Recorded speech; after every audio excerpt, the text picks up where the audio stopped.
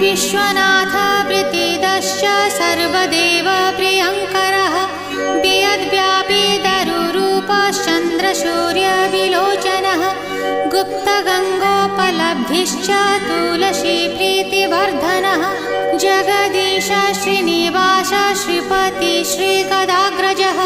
सरस्वती मूलाधार शिवश्च श्रीदयानिधिः प्रजापतिर्भृगुपतिर्भार्गवो नीलसुन्दरः